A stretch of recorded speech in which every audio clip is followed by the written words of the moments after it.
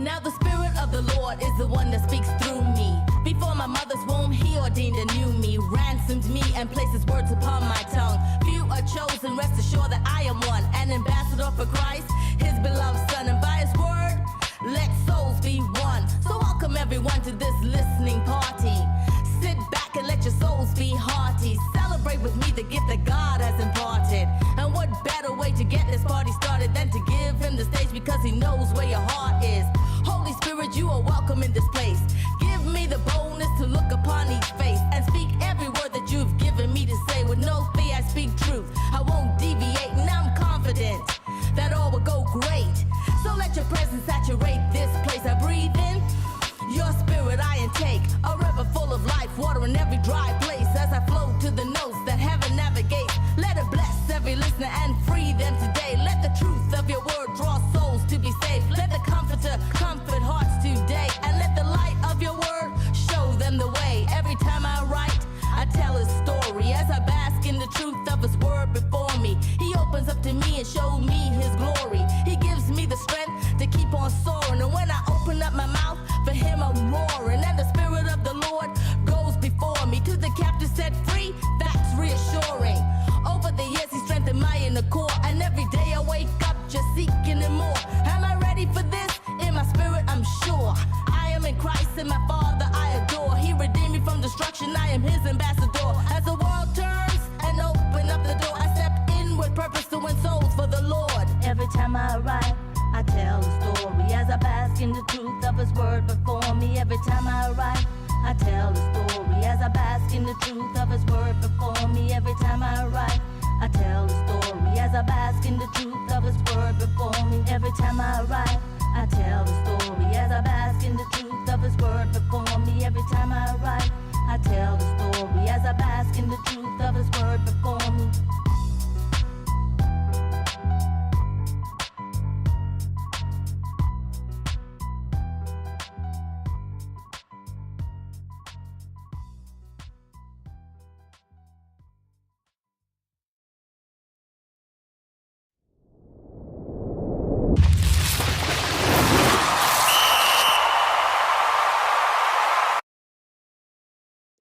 Hey, gang, welcome to Time to Bomb Sports Talk, the fastest growing show in the world. It's Monday, August 3rd, and this is the day that the Lord has made. Let us rejoice and be glad in it. If you don't think it's a great day, just try missing one.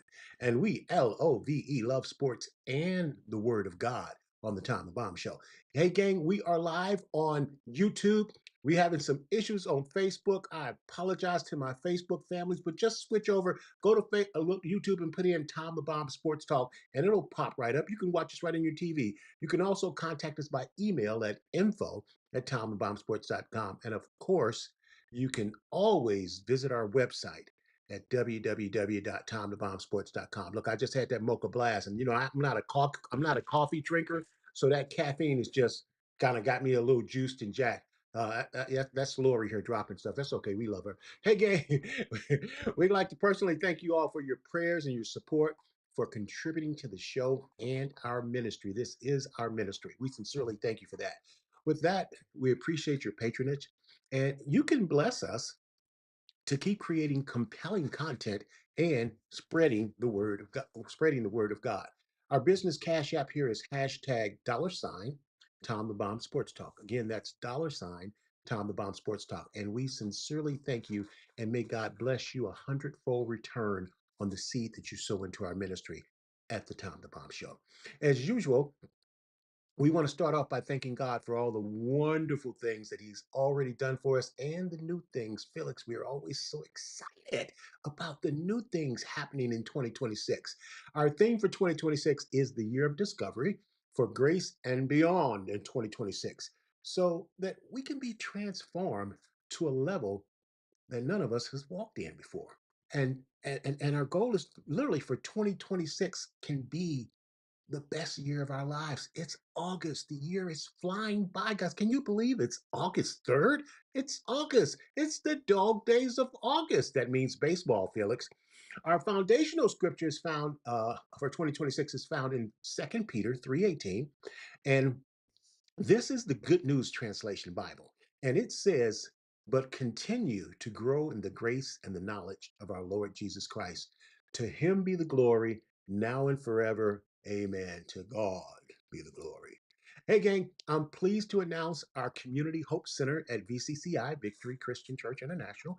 We've started our grocery distribution program, and we're feeding 50 families in designated zip codes on the third Saturday of each month at 11 a.m. Eastern. Our location is at 7-7 Metropolitan Court in Gaithersburg, Maryland, 20878. And it's open to all residents of the following zip codes: 20877, 20878. Why is that going so fast? 20879, 20855, and 20882. It's on a first come, first served basis while supplies last. You can scan the QR code to register, or you can also register on site, but all participants must complete a registration form. Please, our goal is to work up to 100 families soon, so be in agreement with us because we want to be a blessing. Uh, we want to be a blessing to our community that we serve. And here's the thing: yes, we have designated zip codes, but listen, if you show up, I promise you they're going to feed you. They're not going to turn anyone away. Okay, we have to say these designated zip codes because we serve a certain part of the community where our church is. So we definitely want to say that. But if you show up, they will feed you. Okay, so keep that in mind. If you have any issues, say, hey, Tom the Bomb said if I showed up, you'd feed me. Yeah, blame it on me. Blame it on me. You do that. Do that. Hey, gang, we'll be continuing our segment, East St. Louis City of Champions, in a couple of weeks. Last Friday, Dr. Lauren and I visited the famed Bethesda Dinner Theater here in Bethesda, Maryland, to see the classic R&B group After Seven, Ready or Not. Come on, Tom Bomb, get this girl. And it was a phenomenal show. Hold on. Wait, yeah, okay. It was a phenomenal show. What I enjoyed most though was the opening act. East St. Louis native Corey Saxmo Allen and his contemporary smooth jazz and R&B saxophone. Known for his expressive melodic style and his live performances and collaborations with legendary groups like After Seven, and it was an awesome show. So Corey's going to be joining us in a couple of weeks. I'm going to get the advertisements out, but you guys don't want to miss this. And you know what? If we're on our best behavior, maybe Corey will play a little sax for us live on the show. But we like to we highlight our people from East St. Louis, and then it's amazing. It's really funny because I was talking with its manager, and Corey's manager was telling me that sometimes when they travel around the country, and they will announce Corey, and they'll say from St. Louis, and Corey won't come on stage until they make the correction. Not St. Louis, Missouri, East St. Louis, Illinois. Plus, it's the pride. It's the pride in the city of champions, and it was wonderful meeting. Wasn't it, Lori?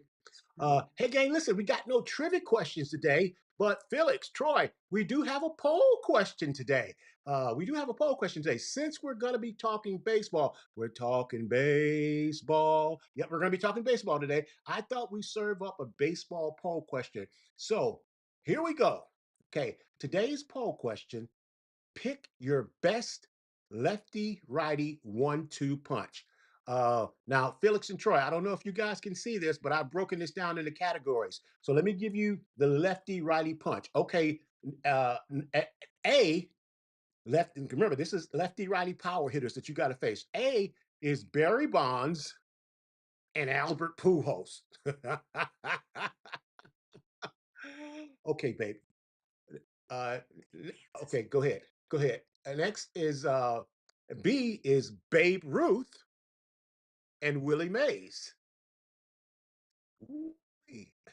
C is Ted Williams and Hank Aaron.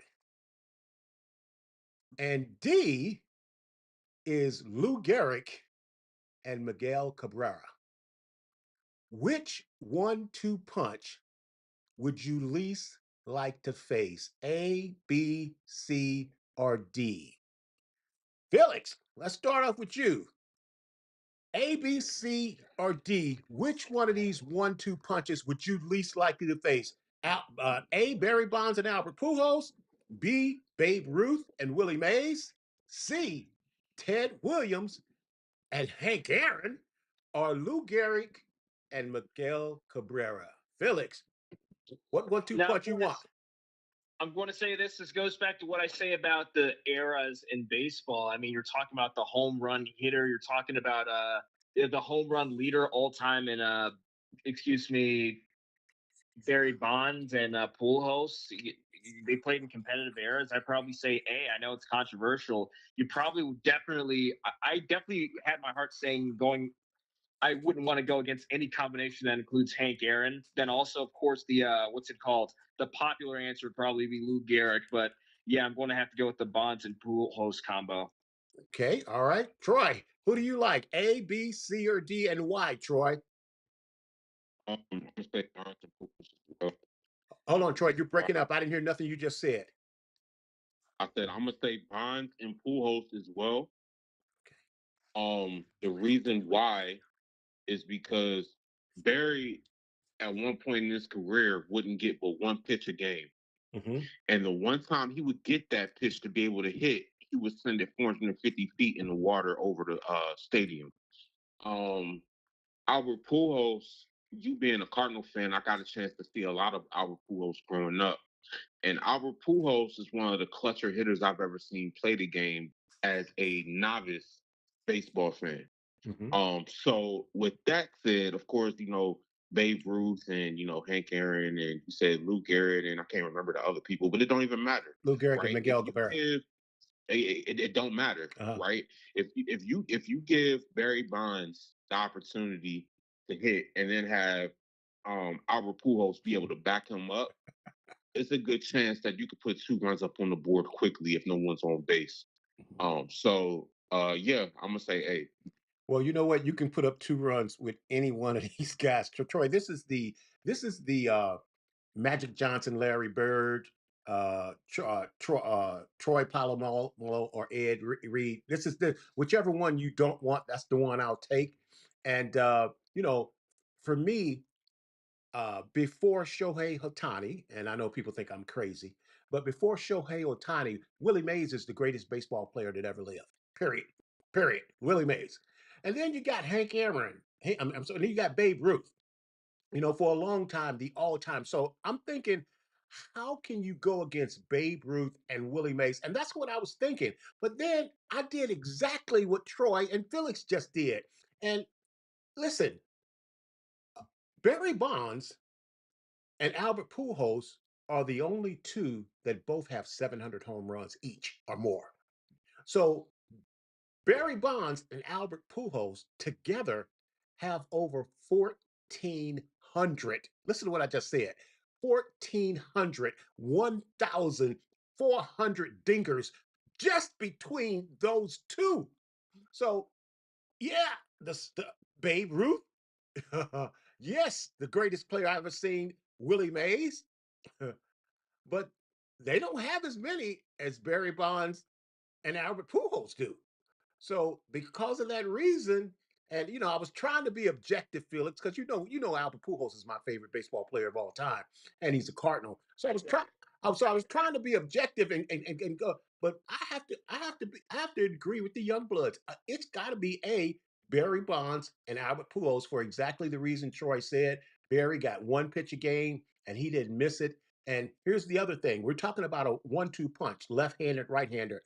Without a doubt, without a question, Albert Pujols is the greatest right-hand hitter that ever played in the major leagues. So you got the home run king in Barry Bonds, and then you got the greatest right-hand hitter in Albert Pujols, who I believe is the only right-hand hitter that has 700 home runs.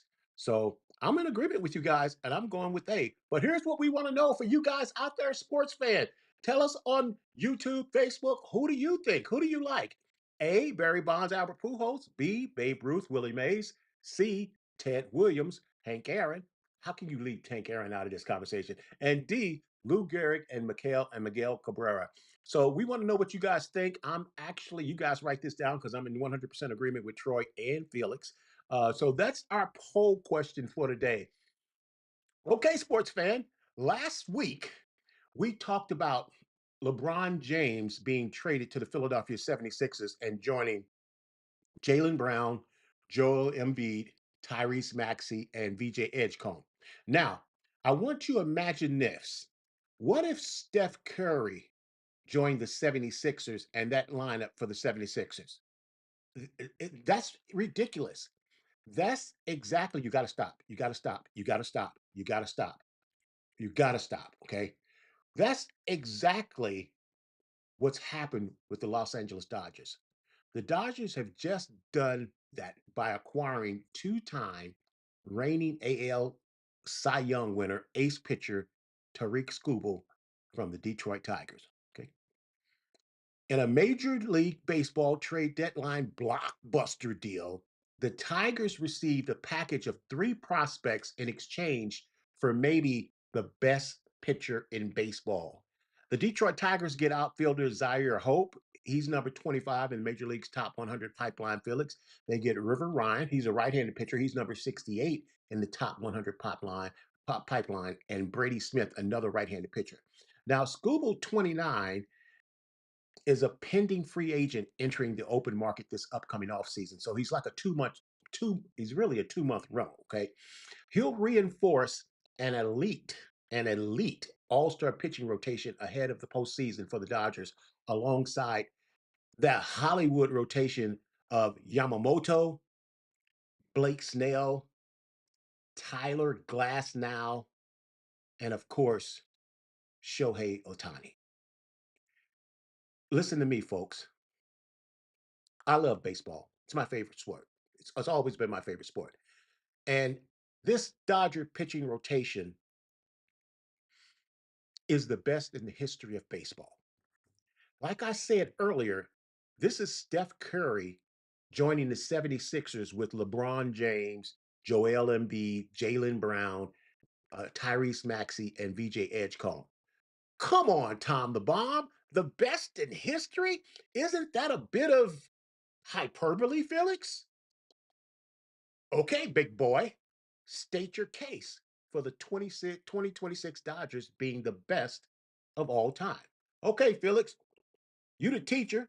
You're going to have to grade me on this one, Felix. Okay, number one, the unprecedented star power. It's a front five of Scooble, Yamamoto, Snell, Glasnow, and Ohtani. Features multiple Cy Young Award winners along with historical contract records and pure, unadulterated swing and miss stuff, Felix. That's the first thing. Number two, Felix, the peak factor. The Dodgers lineup is better than Steph Curry joining the current 76ers and any other historical pitching rotation from the past because of the wonderful things they do. Because in all of the cases of the great past rotations, Felix, they all relied on aging legends, like the 76ers would if Curry joined them. This Dodger rotation is different. It's different, Felix, because every pitcher in their group is currently in their absolute physical prime. That that's scary. That's more than lions and tigers and bears. Oh my. Not rookie phenoms. I'm not talking about rookie phenoms. I'm not talking about crafty veterans. I'm talking about in their prime. Uh, but literally, it's a current all-star roster in all five spot rotations. They have five number one aces. Every last one of these guys would be an ace on any other team. That's number two, Felix. You grade me on this, Teach? Okay. All right. Number three, the lefty righty balance, alternating between elite left-handers in Skubal and Snail and elite right-handers in Yamamoto, Glasnow, and Otani, makes them a virtual nightmare for an opposing all-star team, let alone just a regular Major League Baseball lineup for a manager to construct a lineup against them. Remember, remember, guys, remember last year, as soon as the Dodgers won the World Series, I told you guys and gals that Major League Baseball didn't even have to play this season. They didn't have to play this year because I told you that the Dodgers were going to three-peat. Now, listen, that was before they signed Kyle Tucker, the best offensive free agent on the market. Now, now, now they've signed the best pitcher on the market in Tarik Skubal. That's number 3. Number 4, here's the historical competition. The best that Tom the Bomb has seen in the last 50 years. So I'm not talking about recency. I'm talking about in the last 50 years. Let's start off with number 1. Okay, stop right there. Let's start off with number 1. The best pitching rotation in the history of baseball before this one was the 1998 Atlanta Braves with Greg Maddox, Tommy Glavine, John Smokes, Kevin Millwood, and Denny Nagel. That was the best pitching group of all time before this one. This group featured 3 first ballot Hall of Famers at the peak of their powers. That's what's so great about this one. Just stop right there. All 3 of these guys broke in at the same time. So they were all in their prime on the same team at the same time. That's why they were the best so far. Uh, com, their powers, they had a combined four of 88 wins and posted a microscopic team ERA during a high offensive era. This is an era when everybody was juiced up and they were still dominating. Okay. Number two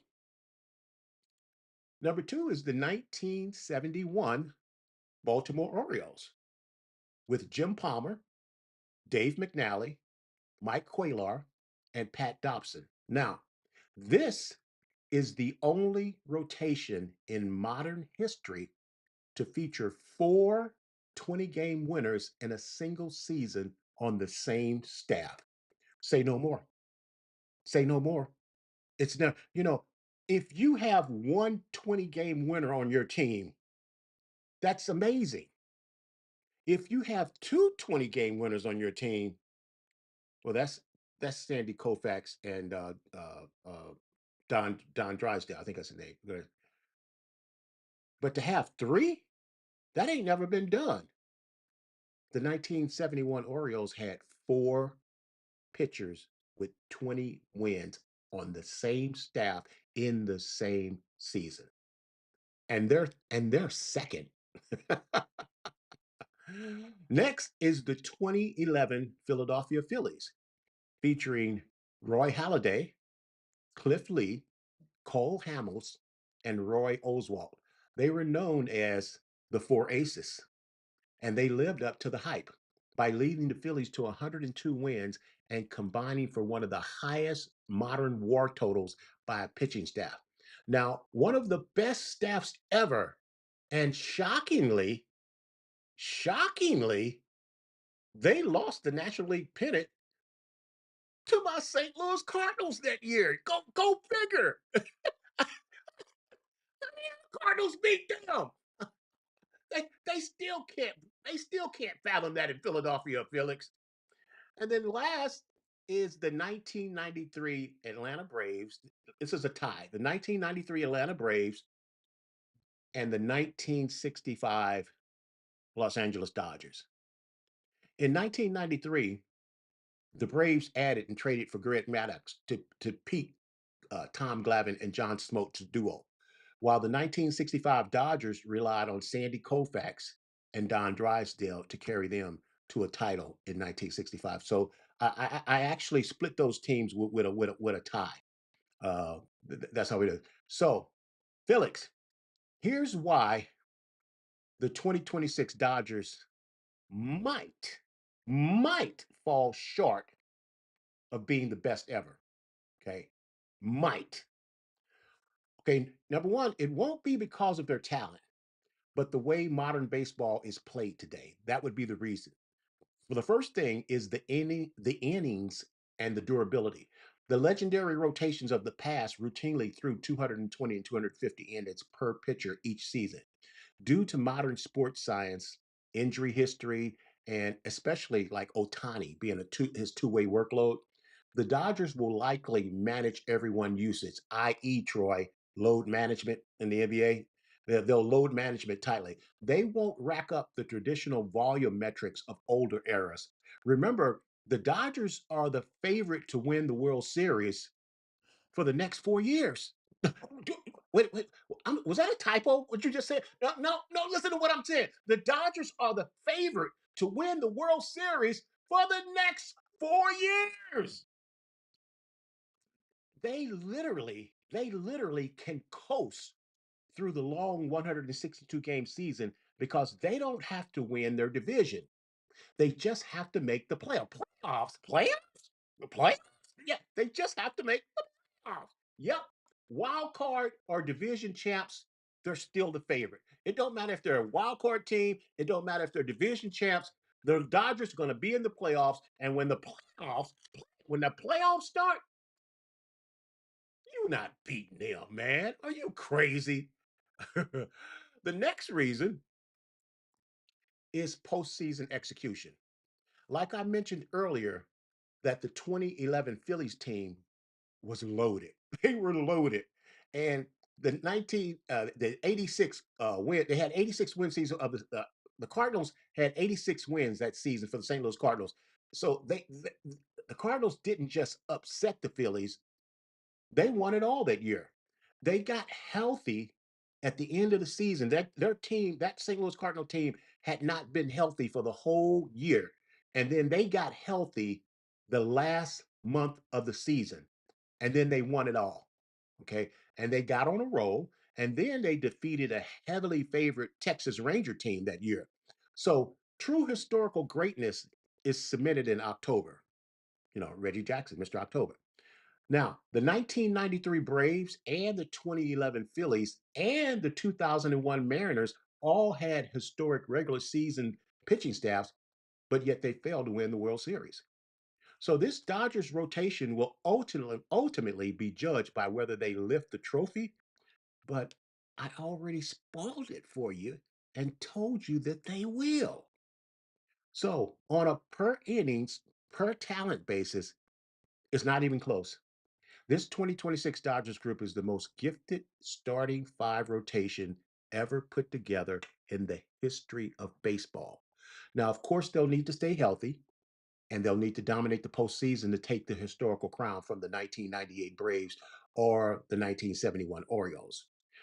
Right now, the betting odds have the Dodgers at a 42% chance of winning the World Series. Listen, in the history of baseball, that's the highest percentage for a team to win the World Series in August. Right now, in August 3rd, the Dodgers have a 42% chance to win the World Series. That's the highest percentage in the history of baseball for a team to be that much of a front runner in August. Okay, of winning the World Series, and I think that's really low at 42%. Now the Yankees come in at 12%. They're in second. The Dodgers would be the first National League team ever to three-peat. Of course, everyone is hating on the Dodgers for their latest acquisition, but it's really what they're doing is really defensive blocking a lot of people. A lot of people thought that Skubal was headed to the Milwaukee Brewers or the Atlanta Braves, ensuring that the Dodgers would have to face Skubal in a short playoff series. But, and Pastor Brew always says, when you say but, it erases everything before then. The big question is, will the LA Dodgers be able to keep all of this high priced talent on one team? After signing Skubal, the Dodgers now have, listen to this, Felix, the Dodgers have now more than $1 billion in deferred money projected between Skubal's and Otani's contracts. This last move, I think, is going to force the hand of Major League Baseball to look into having a salary cap like other Major League sports. Everyone knows about the Bobby Bonilla contract that he signed with the Mets over 20 years ago that pays Bobby Bonilla $1.2 billion every June 1st until 2035. Well, check this out. The Dodgers will be paying Shohei Ohtani $680 million from 2034 until 2043. Mookie Betts until 2044. Blake Snell until 2046. Freddie Freeman until 2040. Will Smith, not get jiggy with it, Will Smith, their catcher, until 2043. Kyle Tucker until 2045. Now, let me start with Kyle Tucker for a minute. Now, Kyle Tucker is a phenomenal baseball player. Troy, Felix, if you had a chance to have Kyle Tucker or Aaron Judge, who would you guys take?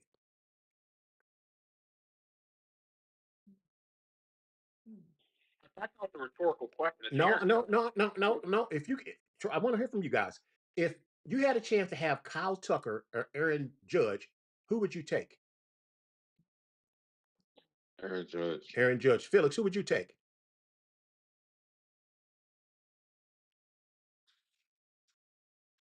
Felix? Aaron Judge. Aaron Judge. Okay. Yeah. Do you guys know that Kyle Tucker makes $20 million a year more than Aaron Judge? Did you guys know that?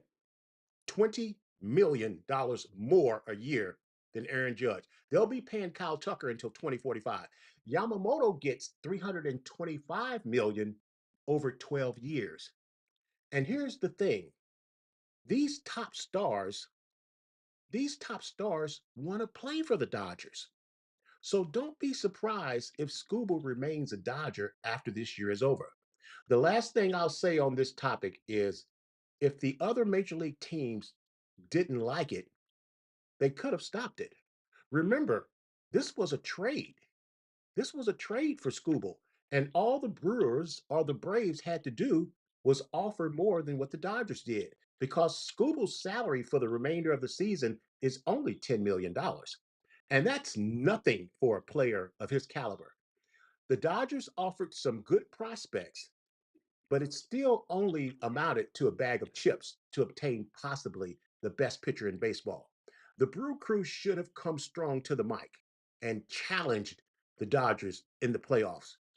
With Skubal against the Dodgers, they maybe had a chance. Not pitching for the Dodgers.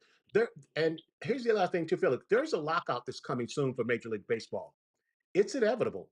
And after the Dodgers win their third in a row, it's going to make the lockout even longer.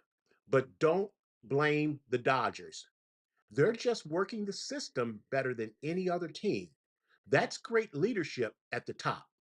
The lockout is coming because the system needs to be tweaked.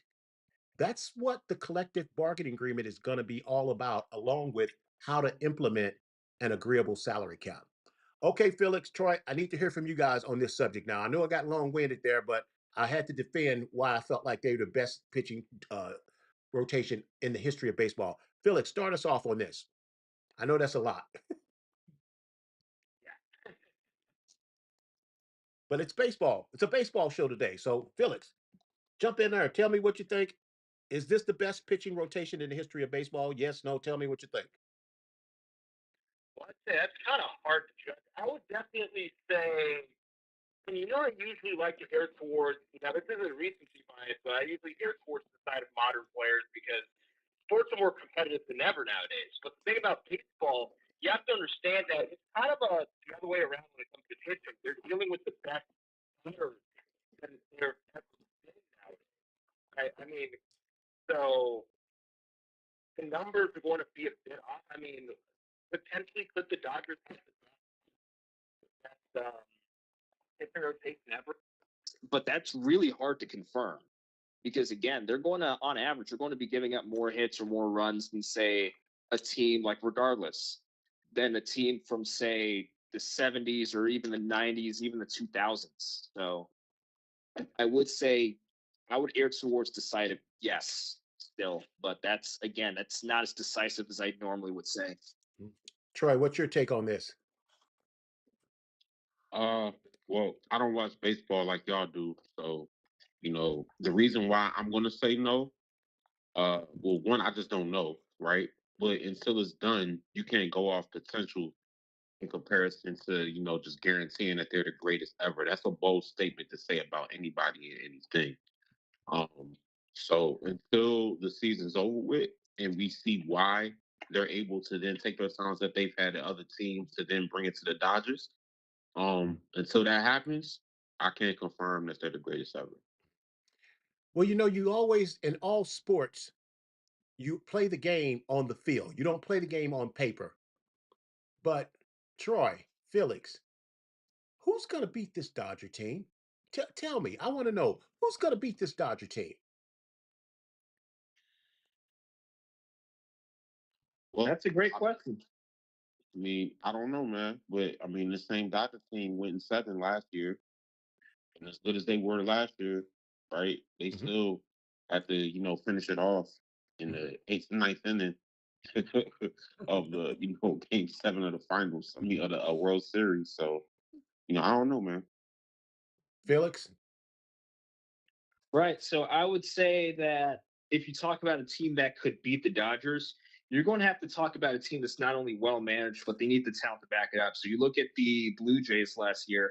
The Blue Jays, they're a talented team, yes, but at the same time, they had to use management to the upteenth degree to even be able to have a chance. And the thing is, they came close. That is probably the closest you'll ever see any team to come to beat the Dodgers anytime soon. So I would say, yeah, the Dodgers, they have the best chance, but I would say look out for the Blue Jays again. I would say that they're mostly the same team. And also, I dare to say if the Yankees can get it together, that's another team to look out for.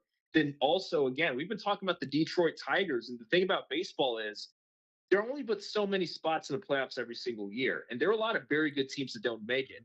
And you have some teams that are brewing. Once they just get a few steps up, they tweak some things in management, then boom, next thing you know, they're up there in the World Series. Again, most people did not have the Blue Jays in their radar last year or the year before, and they almost knocked out the Dodgers. There were a few misplays from knocking out the Dodgers. So that being said, I don't want to make this too verbose or too wordy, but really, there's three teams, and I would say only three teams that could hold a candle to them. And I would definitely say that if Atlanta were as healthy as they were 3 or 4 years ago, they would be another one. But I would say no. And the Phillies, they're a little messy right now, so I'm not. I'm giving the Dodgers the NL. You're giving them the NL. What about the World Series? Are you giving them the World Series or just the NL? I mean, I give them the World Series, but I'm saying it's no guarantee. It seems as if, but you just never know with the NL, especially seeing with the World Series rather, especially considering the Blue Jays. And the thing about the Blue Jays, they're not the most talented team in the American League. That's the crazy part of what they did to the Dodgers last year. Yeah, I agree. Well, listen, guys, like I said earlier, after the Dodgers won the World Series last year, right? I told you guys and the world right here on this show that they were going to win the World Series this year. And here's the problem that I have, why I know they're going to win. The Dodgers are in the National League. If you take this year's American League All-Star team and put them up against this Dodger team, they lose to this Dodgers team.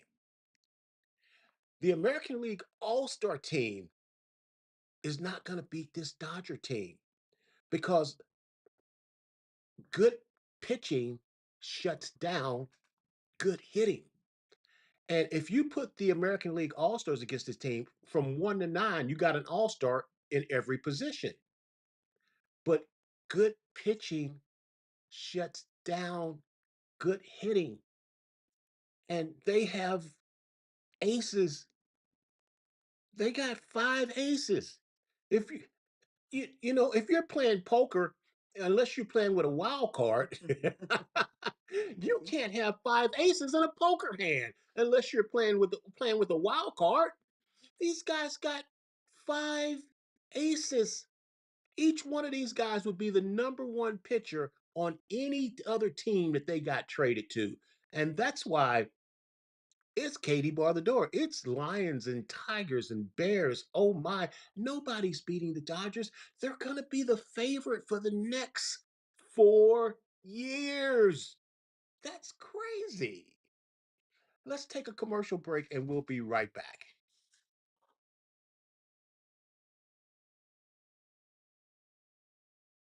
Window Nation is on the Morgan's home turf to huddle up about replacing their drafty old windows. This free estimate is showing how easy it is to tackle the problem. We can get any of these windows custom made. Yes, you can get the quality and style you really want. And at a more affordable price than they ever imagined. Now that they've sealed the deal, they'll be saving money year-round. We're really confident with Window Nation. Get your free estimate today and get 60% off all windows plus no interest or payments for 24 months at getwindownation.com.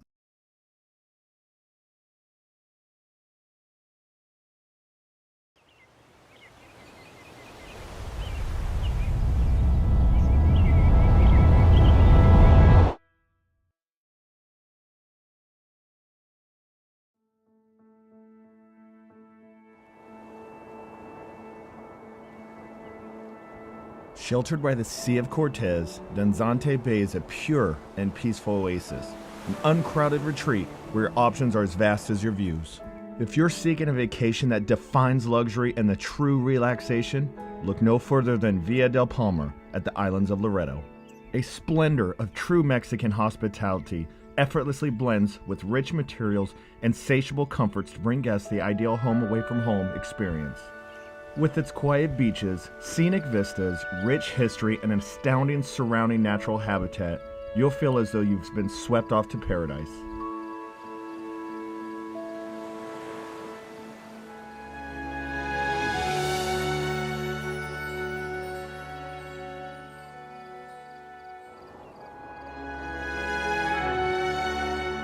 Not to be outdone, Reese Jones has crafted TPC Danzante Bay, a brilliant, multi-themed 18-hole golf course that runs over and through valleys, arroyos, dunes, and foothills.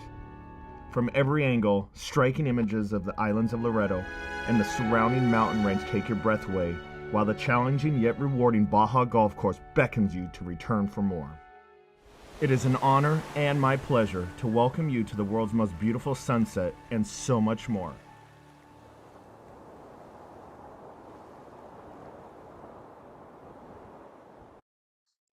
And we're back. And Tom the Bomb is back at Window Nation after 14 years. Window Nation is a third generation window and door replacement. Experts opened their doors in 2006 in Maryland with their first showroom. Celebrating their 20th year anniversary, they quickly grew to serve homeowners in cities across the country. And we're grateful for every homeowner who has trusted Window Nation to upgrade their most important asset, their home. I went to work for Window Nation in 2008, from 2008 to 2012, and now I'm back. And if you're watching Tom the Bomb Sports Talk Show, you can now actually have Tom the Bomb himself graciously serve you with your home improvement projects with windows and doors nationwide. We currently have some awesome promotions going on. Buy two, get two, buy four, get four, along with 24 months, no interest, free financing, same as cash, and a lot of other great promotions. So if you need windows or doors, call Tom the Bomb at 301 655 9992. That's 301 655 9992, or email me at info@tomthebombsports.com and leave me a message. I'll get right back to you nationwide. If you have any questions, I'll be glad to serve you. All righty. Michael Thorb, help me out here. Tjorbjornsen. Tjorbjornsen slams the door on his first PGA Tour win. Okay, another week on the PGA Tour, and another young star. Another young star has emerged to win for the first time, and was quite impressive down the stretch. Okay, Troy, these young guys, they're good and they're hungry. Just a week after Jackson Coven held off Scotty Scheffler to win his first PGA Tour title, in just his third start. Michael held off Xander Schauffele to capture his maiden tour victory in his 65th start. Michael pumped his fist in Tiger Woods fashion after draining a 26-foot birdie putt on the 18th hole to post 7 under par 63 on Sunday to finish at 18 under par to get his first tour victory by 2 shots at the Rocket Classic. It was a perfect read. It was a perfect red putt at the perfect pace to slip into the side edge of the cup. The victory now seals his spot in the upcoming FedEx Cup playoffs. Playoffs? Playoffs? Yep, playoffs. He started the final round 3 shots behind leader Davis Riley. But Davis had a rough start and immediately opened the door for the rest of the field. And like Rusty the Rabbit, the Greyhounds ran Davis Riley down, and Thornsburg took advantage of the slow start by Riley. By the 14th hole of the day, he surged into the lead as he made 4 birdies in a 6-hole stretch. Thorbjornsen is the 8th first-time winner this season. Michael's final 63 is the lowest final round by a first-time winner on the PGA Tour this season. There was a lot of good players in the mix, and Michael beat them all. His Sunday playing partner, Xander Schauffele, got caught up in his draft, and he fired at 65 himself and briefly held the lead during the final round. Thorbjornsen won the 2018 U.S. Junior Amateur over one of my favorite golfers, Akshay Bhatia, who has won 3 PGA Tour events himself. Thorbjornsen went straight to the PGA Tour as the number 1 player in the PGA Tour University rankings. His 63 was bogey free in the 8th and final Rocket Classic. Drew its strongest field and its biggest crowd ever. The PGA Tour is moving to a new model for 2028, effectively creating 2 tours. And the Rocket Mortgage Classic has decided not to exercise its option to host another tournament next year. The Detroit-based company isn't interested in continuing to spend $15 million a year to be a part of a second tour in the new era. And they didn't want to double the cost to be a part of the Elite Tour. So that's interesting that this company was paying $15 million to host a PGA Tour event.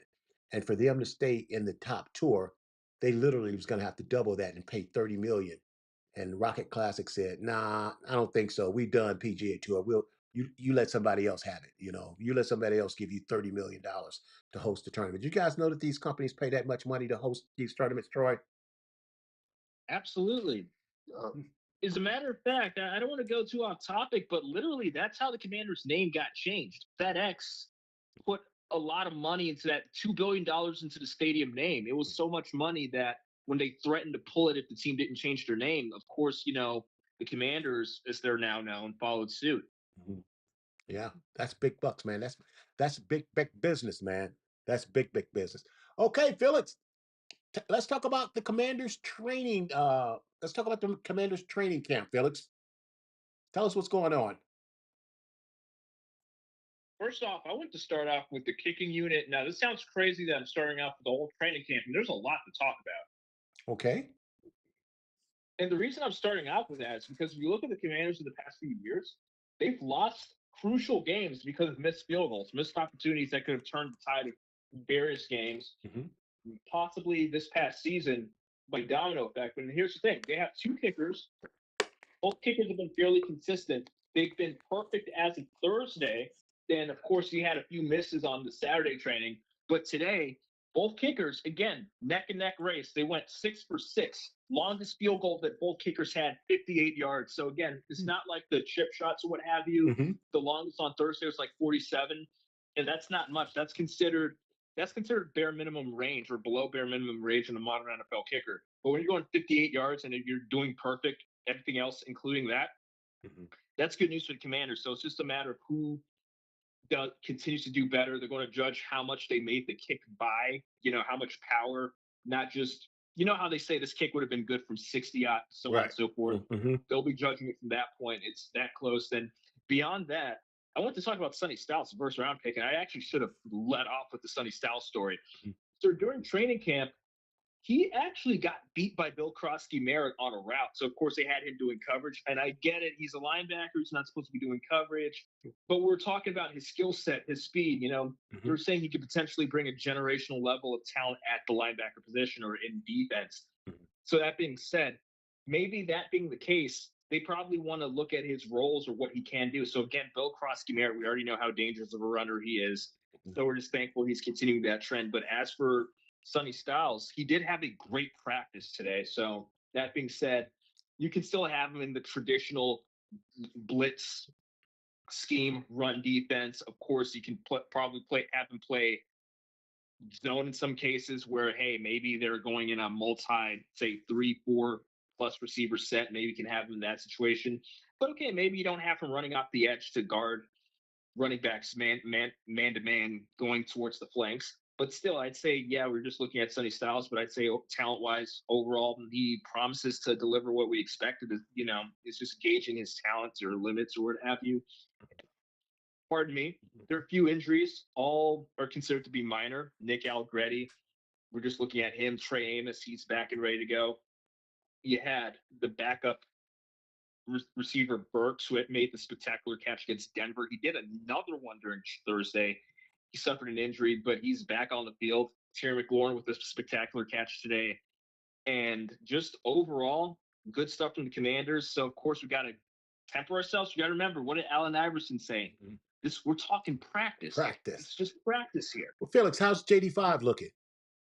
Looking good. And again, like I said, I'm excited to have him being able to work with the receiving core in whole, because the chemistry was completely out of whack last year. Even when I was watching the Giants game week 1, even though the Commanders offense did what they were supposed to do, I just thought to myself, there's something missing here. And of course, they didn't practice. Again, they didn't practice as a unit the entirety of the time that they should have. Terry McLaurin made a contract agreement only the week before week 1 last year. So there were some things that weren't falling into place. So JD5 was looking good. And again, guys, it's just practice we're talking about.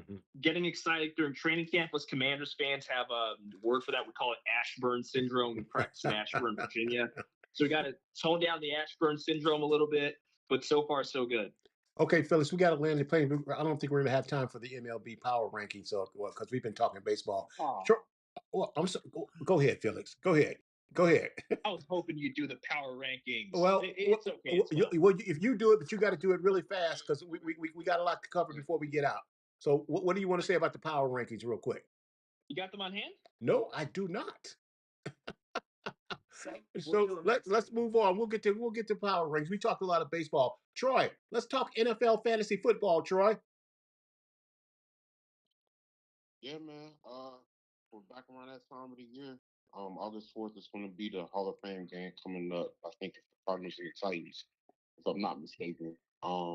In regards to strategy, I just wanted to ask you guys, based off of what we see this year, how would you guys go about drafting this year? A lot of formats such as ESPN and Yahoo had Jameer Gibbs as the number one player in fantasy this year, or ranked number one as number one player in fantasy.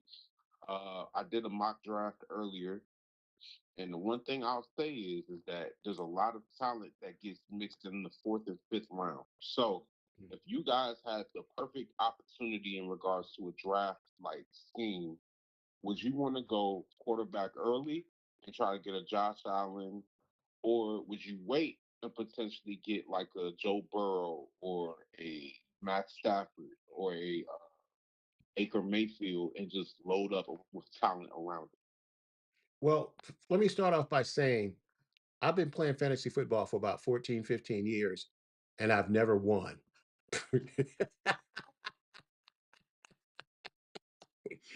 And so my strategy has always been to load up on running backs. If I had the number one pick, I'm taking Saquon Barkley, because I think he's got to have a bounce back year for the Eagles.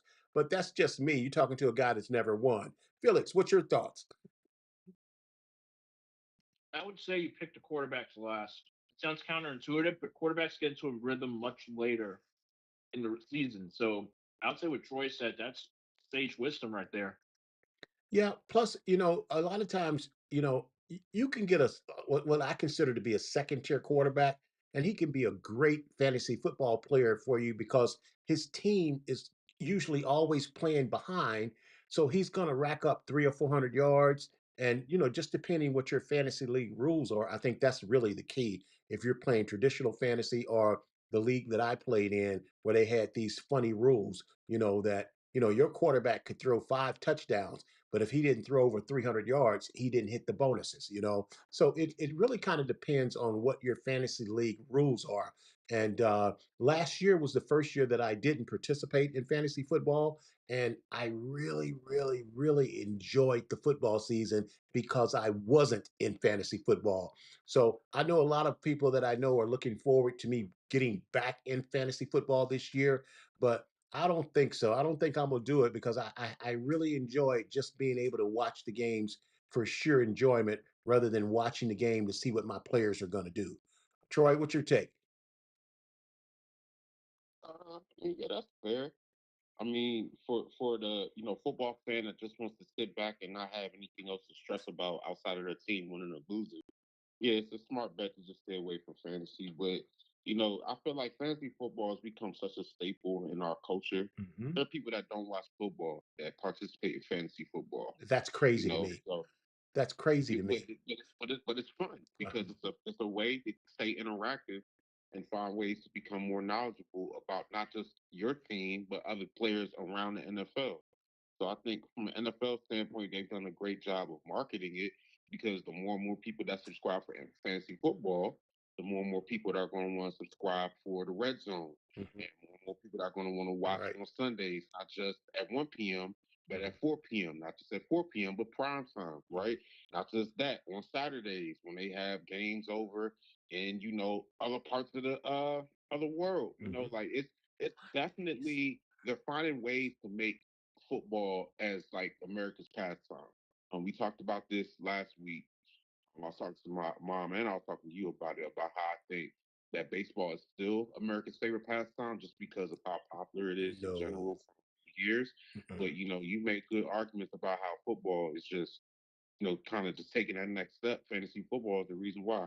To answer the question though about how it would go, I mean, it's always if you can have a Josh Allen on your team, it's always a chance for you to score a boatload of points that could be the difference between you winning and losing.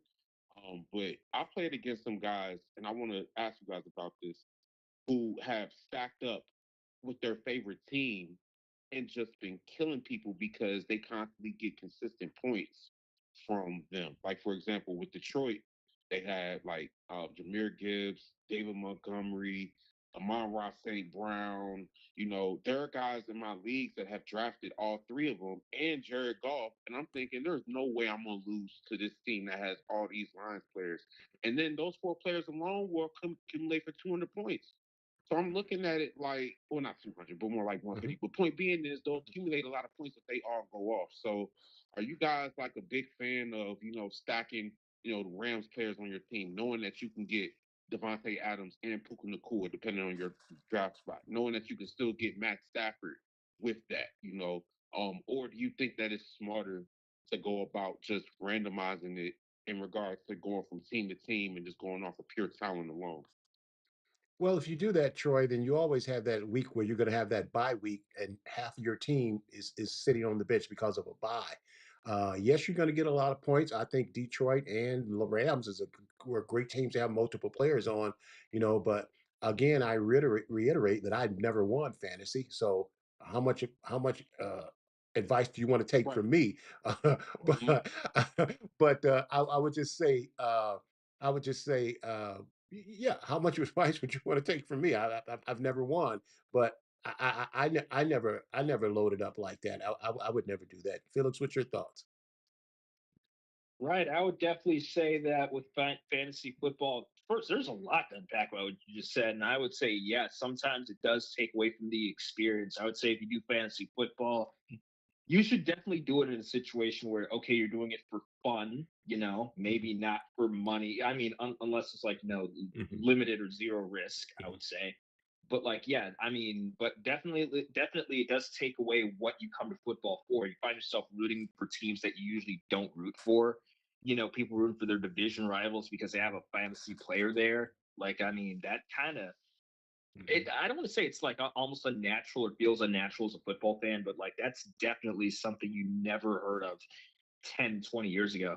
But I'd also say that with fantasy football, there are different ways to play it. I would say that it depends on your league rules. I know traditionally you play your defense as one unit. You don't draft individual players. I'm not Right. sure which leagues you all use, but I would say Right. like, yeah, you can just use the Rams, for example. Mm-hmm. But going back to it, yeah, definitely I would say it's smarter to draft your quarterback later than definitely I'd say with your receivers. That's a tough call, but maybe you want to go running backs first because your running backs are usually consistent throughout the year. Well, I think that's But what yeah, most people do, but what I've noticed is that the receivers seem to be scoring more than anybody this time. The receivers scoring more, and for me, it's just it got to the point where it wasn't fun, and it started to be work, and I'm like, come on, man, it's Sunday afternoon. I don't want to work. I just want to relax. I just want to chill out and not have to think. And I had guys in my league that would make like 68 transactions in 2 weeks, and I haven't made 68 transactions in 14 years. So exactly. that's probably why I was losing. But I'm sorry, I'm not coming home after church or whatever and burn down Sunday night, early Monday morning, and Wednesday morning at 5 a.m. to try to get the best picks. I'm not doing that. I'm not doing that. Fantasy And football, not my job. anything you play becomes more work than it is fun. To me, Exactly. it's not worth playing. I mean, for example, I like sports simulation games. I always have. But okay, if they make it too complicated to be enjoyable, hey, look, maybe I just have to skip out on it this year or whenever they fix the format. I'm not going to name any brands in particular, but in general, like if you're going to make it unenjoyable, I'm not just going to play it just to say, oh, I got this year's game, or oh, I just want to keep up this whole thing that I've always been good at this. It's like, no, I play it specifically for fun. I'm not going to I'm not going to just play a game just to play it or play a game just to say I beat it. Like I'm not doing that anymore. Dr. Lauren calls it fantasy frustration football. That's what Dr. Lauren calls it. Fantasy frustration. Troy, close us out on fantasy football, Troy. Well, your experience is what you make it. Mhm. Me personally, I am an analytical type of guy where I like to be able to, look at someone who's slept on, be like the, X factor in winning a league. Each time that I've won in the past, there's been that one pick at like round 8 or round 9 in a 10-man or 12-man league that I wasn't expecting to be my, ace per se, but stepped up to become that ace. Going back to I want to say 2017, but I could be wrong. Actually, no, I think it was 2018. I drafted Patrick Mahomes in the ninth round. And I'll never forget how he was just keep getting passed on because it was still the thought process of the Chiefs made a mistake by not taking Deshaun Watson um over Patrick Mahomes. But when he started to go off, same thing with Drake May this year. In the 16-man league, I got Drake May in the 7th round. So you can imagine the excitement I felt knowing that I'm in real contention with somebody that I didn't really consider to be that guy.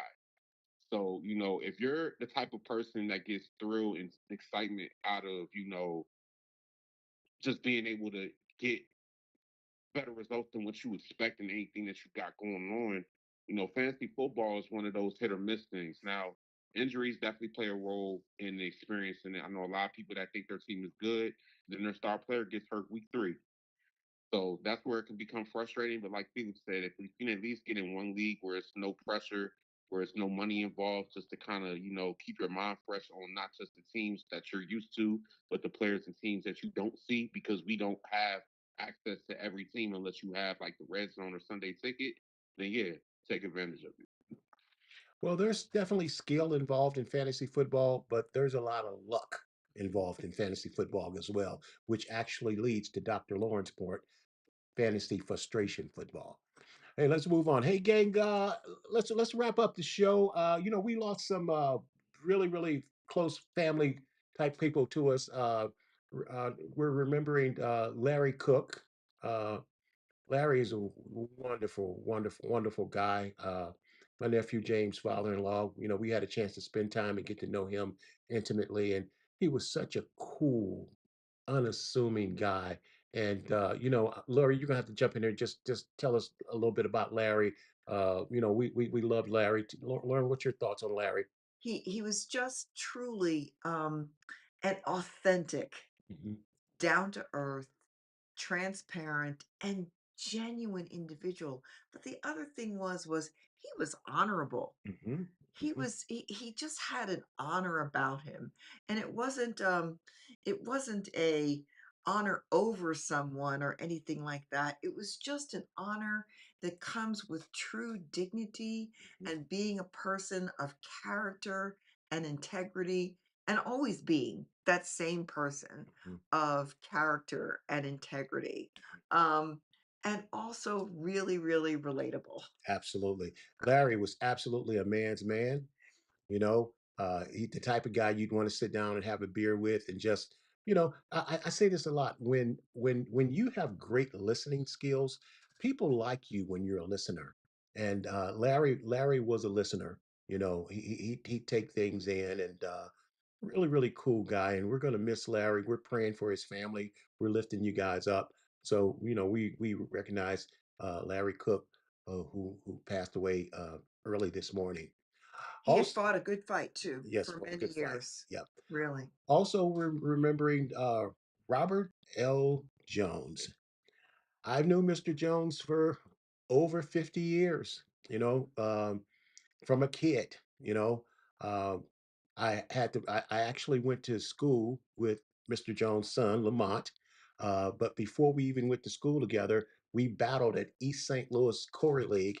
And Mr. Jones was the coach of the Super Jets, and I played for Mr. Magruder, Aubrey Magruder, for the All Stars. And we battled Lamont and his Super Jets and Coach Jones. And we got to know each other quite well, and on a great rivalry took place for years. But as we moved on, we got past the Little League, Core League, and Lamont and I both went to Assumption, so a long relationship developed with the Jones family and myself. And Mr. Jones was just an awesome guy. And one of the things that I really love, because of course, Mr. Jones had his own children, but he mentored so many other young men. And it's one of the things that I really love, because it wasn't just, the focus wasn't just on Lamont. Like I said, his whole team, his whole team was important to him, but the other teams were important to Mr. Jones. And I and I was thinking about this. People come into your life, and they have an impression upon you. And you know, the thing that I was thinking about was, when you see a person, Lamont is a fantastic man, great family man, and he's had a remarkable professional career himself. But when you're looking at Lamont, you're looking at Mr. Jones, because Lamont, those were the shoulders that Lamont stood on, and not just Lamont, but other people. When you see a Nick Cannon who's doing fabulous things in East St. Louis, you're not looking at Nick Cannon, you're looking at Truck Cannon, you're looking at his dad. When you're looking at Susie Cook, and James, you're looking at Larry Cook. So whenever we see these people, when you see a Patrick Smith, who's the head of Amarin, you're looking at John Smith.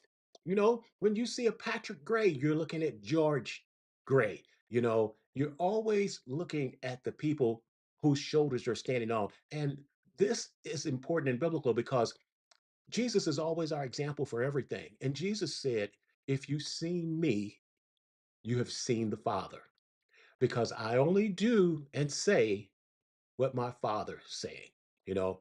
And all of these great mentors, Larry and Mr. Jones, these are all men of God, because their influence permeated beyond their inner court. it wasn't just their family they affected everybody. So when you see these guys, when you see a Reggie Hutland, when you see a Beta manager, when you see a Kevin Jones, you're looking at them, but you're actually seeing their folks, their parents, their mother and father. So we want to send out our condolences to the Jones family, to the Cook family. Phenomenal men of God. Both of these men have had an impact on my life. And I just want to, like I said, Lamont, is there anything you need, bro? You know, just let Thump know, man. Tell your mom I said hello. We're praying for you guys. We'll be lifting both the Cook and Jones family up in prayer. To be absent from the body is to be present with the Lord. And we are going to see these people again. Listen, Tom the Bomb is a sports show, but that's just the thing that brings us together. Our goal is for you to come into the knowledge of the truth, okay? So that you can join the family and have everlasting life.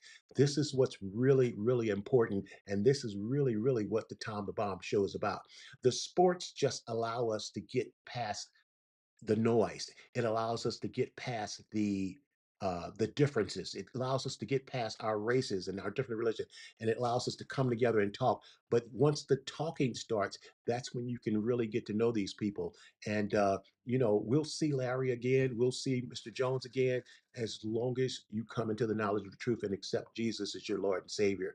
Because this life that we're living right now, it's just a whisper, and it's just the preseason.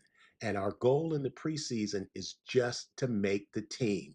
And the only thing you got to do to make the team is to confess it with your mouth and believe it in your heart that Jesus died on the cross and that he rose on the third day. And if you believe that, then you will be saved. And if you do that, you're going to see Larry Cook again, and you're going to see Robert Jones again, because I guarantee you where they are, that they're in heaven. To be absent from the body is to be present with the Lord. So right now, they're both doing better than all of us. So again, we send our condolences out to the Cook family and the Jones family. Hey, gang, as usual, Felix and Troy, you guys were spot on and excellent. Listen, don't forget to like and subscribe us on YouTube and hit that like bell. If you're enjoying the content and you'd like to bless our ministry, you can sow into the Tom the Bomb Sports Talk by cash apping us at $Tom the Bomb Sports Talk. And don't forget to check out our website at www.tomthebombsports.com. You can also email us at info@tomthebombsports.com. Hey, gang, for a dynamic, in-depth sports analysis and highlights for sports in the DMV and more, check out the Washington Sports Den on Saturdays on WBGR with my main man, Mr. Felix Bassie. His future's so bright, he got to wear shades at night. I wear my sunglasses at night. That's right. That's what Felix does. Man, time flies when you're having fun.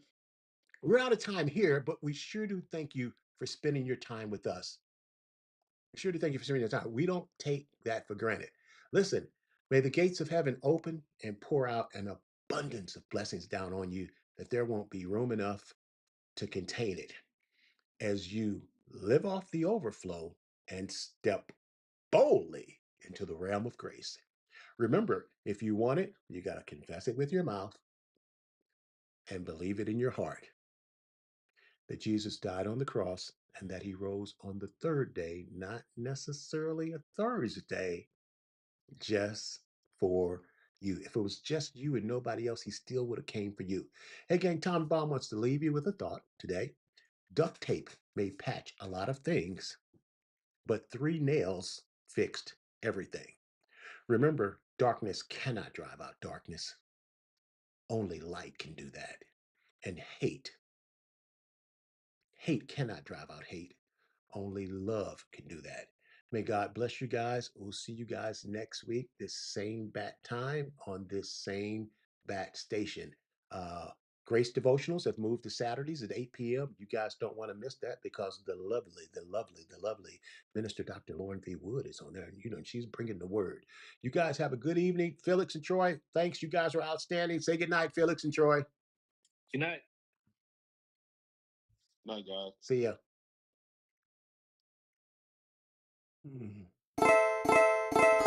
Thanks, guys. Good job, guys.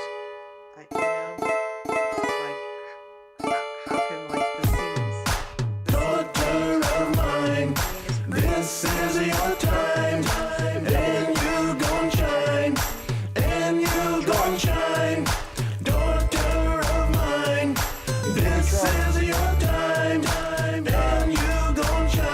clip them boys today, man. Well, I'm coming out with a word in my mouth, filled with excitement to say what it's all about. For a long time, I held this water in, let the floodgates open, let the miracles begin. I prayed, and I've gone back 7 times, look again, cause the miracles are mine, stir the water.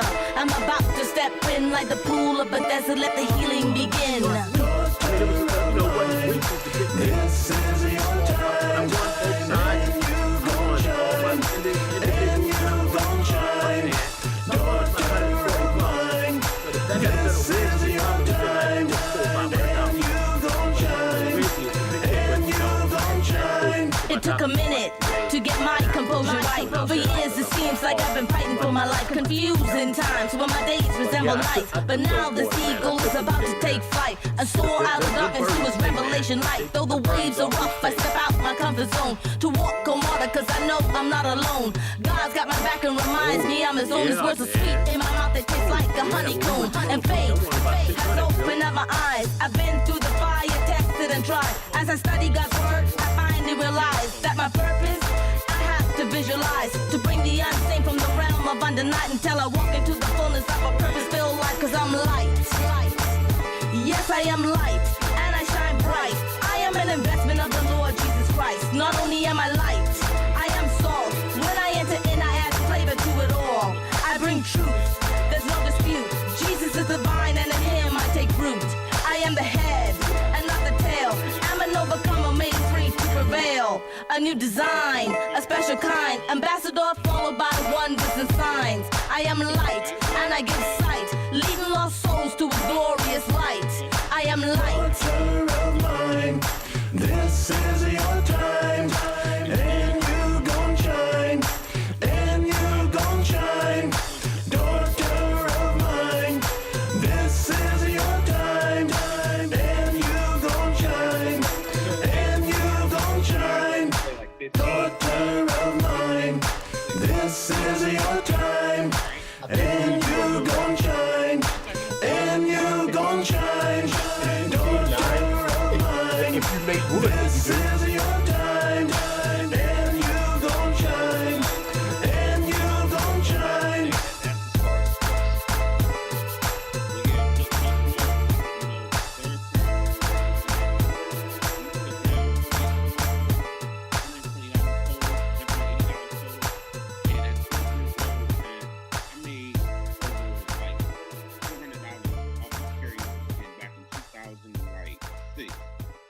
So imagine that type of money back then. It could